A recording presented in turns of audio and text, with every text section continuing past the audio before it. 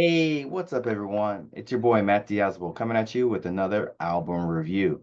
Today, we're checking out the latest album from Eminem, and that album is The Death of Slim Shady, Coup de Grâce.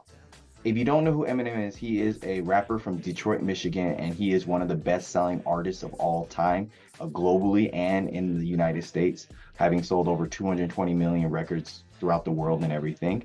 And this is his latest album, which is a concept album, which is pretty interesting. It's the end of an era with this concept album because it's filled with weirdness, sadness, and death in a funny way. Eminem returns to put an end to one of the crucial parts of his career, and that is the persona of Slim Shady. He is here to give the mad persona of Slim Shady one last spin before burying him for good.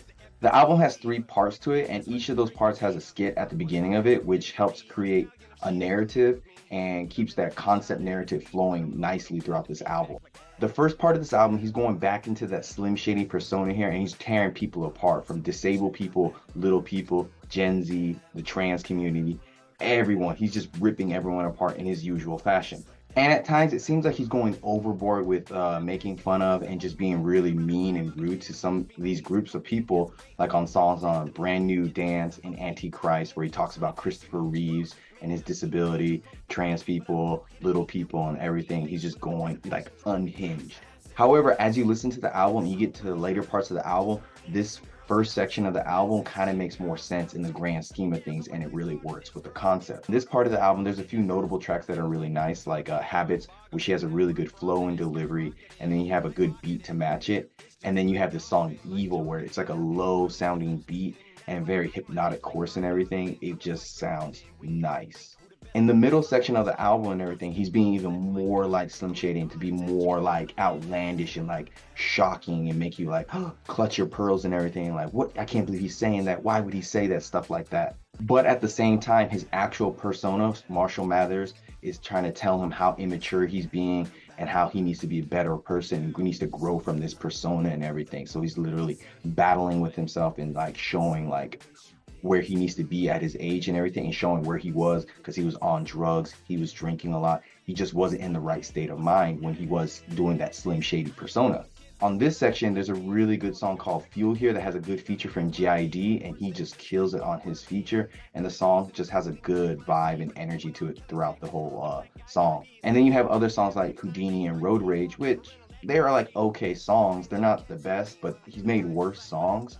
But with the recycle beats and everything, and just some of the, I guess, vocal performances, they're not the best. They're kind of just okay. Then we get to the final part of the album, and we get Guilty Conscience 2, which you can see the overall narrative just come back to itself as Marshall and Slim battle each other, and just Eminem showing how he's trying to be more progressive and a better person from what he was before. And it just makes all those earlier tracks seem that were very terrible and just seemed like, oh, he's being really mean and maybe homophobic, transphobic, whatever. But it's part of an overall narrative to this album and everything. And I think it meshes really well. So the whole Death of Slim Shady concept album here is pretty interesting and really cohesive. He's able to like make everything, every skit, every song, every beat go into each other and just work really well. Like on Guilty Conscience 2, where they're talking about Brand New Dance and how he's making fun of Christopher Reeves a lot. And you're like, why is he talking about this disabled actor a lot? And you find out that it was originally from his album Encore, and he cut it back in 2004 because he thought it was just a little insensitive to have that song on there when the guy died that year and everything. So it shows his progression. Even when he was younger, he still was going to become a better person. It just took some time. And then on the tail end of this album, he has these songs Temporary and Someone Save Me, where he's talking to his kids and giving like his final goodbyes in a weird way. Like he's not dead yet, but when he's gone, these songs can live on forever, and his kids can listen to them and everything. And it kind of resonates, and everyone can relate to it. It's just so very touching and everything, because he has clips of him and his daughter talking throughout these songs and everything, and just they're very personal, and just they sound really good after having all those really like immature and really like intense songs beforehand. It really helps balance things out. And then you have the song like Toby, which is him like talking about like how he always wanted to be the greatest, and like how he became the greatest. And like like the bars are really great from him, Big Sean, Baby Tron, they sound good and everything. I just wish the beat was a little bit more exciting because it felt like it was gonna go somewhere, but it just was steadily doing the same thing over and over.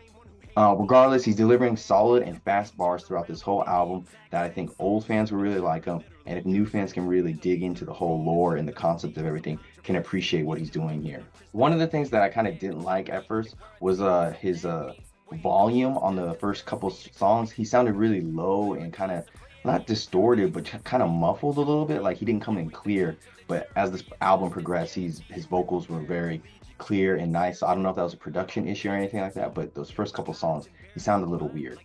The features on this album from like White Gold, JID, Big Sean, Baby Tron, and everything, they sound really good.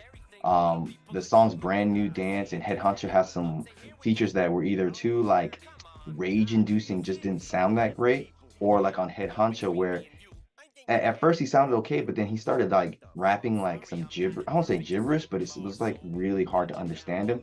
His feature wasn't as great, and then when M came in on that song, it made the song sound much better. Like the feature wasn't that great, I thought. I think it's a great concept album here, and I feel like it's a weird return to form for Eminem, but also he's ending a part of his career in a weird way. So it sounds like he is giving something to the old fans while also showing new fans and old fans that like he's gonna go off into newer directions, and hopefully, people will enjoy the new stuff that he'll make after this. But it seems like it was like a right time to pay homage to his old self and just show how much growth he's had. And anyone showing growth in any type of endeavor they're doing is always good. I would say. And so overall, I think this newest album from Eminem is a good, solid 8 out of 10. Is it, Marshall Mathers LP, all the other stuff from back in the day? No, but it's probably better than some of the other stuff that people have been trashing about, like Revival and stuff like that. So I think it's right in there. Like it's got some good stuff here, and I think M is just showing a lot of growth, and it's pretty good. So leave your some comments, subscribe, tell me what you thought about this album, tell me what you thought about this review, and check out what I got going on here. But yeah, Eminem, The Death of Slim Shady. We are out of here. Bye.